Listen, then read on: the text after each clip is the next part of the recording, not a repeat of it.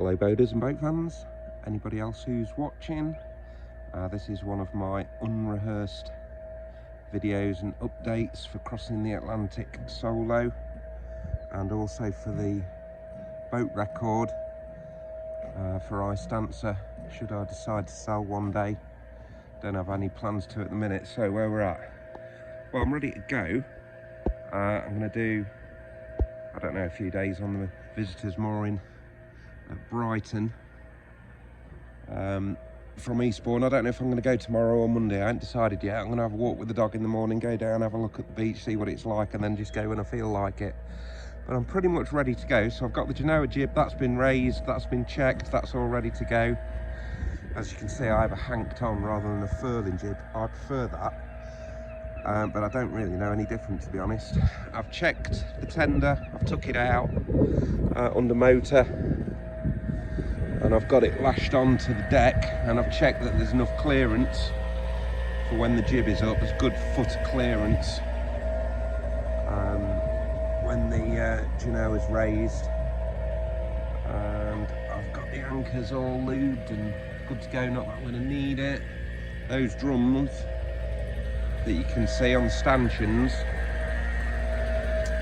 are for when I need to be carrying extra fuel on board. I've put in a reef 1, that's all ready to go, and that's why it's lashed on top, because there's a reef in there on a reef 1. Don't really need that. And the top of the main is about 2 foot down off the top of the main mast when that's fully raised. But it sort of balances it with the main jib. I noticed last year when the main's all the way up, it tends to overpower the Genoa. It sort of balances it on that reef one, and I like it. So that's why I've done that. That's all ready to go. Obviously I'll get rid of the TV aerial. I've just mixed some fuel. That's why the generator that I found in the skip and rebuilt carbs is blocked jet. That's all that was wrong with that. Just giving that a run. I've topped up the Mariner with fresh petrol. I've checked out the auto helm, and that is my two-way switch system, so I can run it off that gel cell or the main batteries.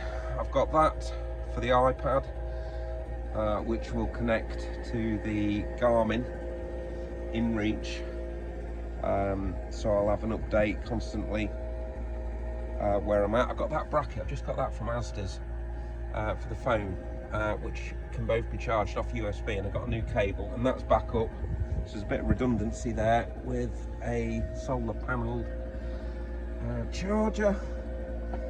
So I'll move down into the galley area, down the companionway.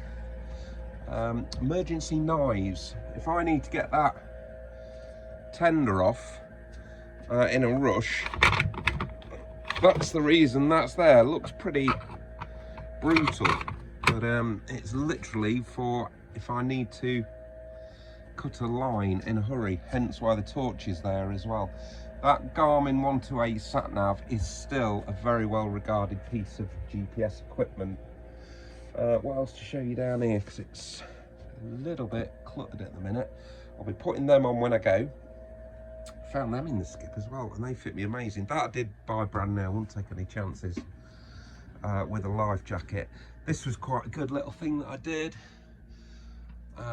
which is those clips are fastened onto there, and that's actually the support for the helm cover, because it's quite difficult to store. All right, Ruby, she wants feeding, that's what she's pestering me for. So that stores quite nicely there, and everything for my eBay operation, because I list 3 things every morning and post whatever is sold, is all neatly stored, and all in that V-berth storage area, excuse the phone, and all in that storage area down there is 1980s Tamiya new old stock model kits. And they're what I'm selling. Obviously they're light and they're easy to store, and I can sell them from anywhere in the world. That's proving to be useful, that inverter.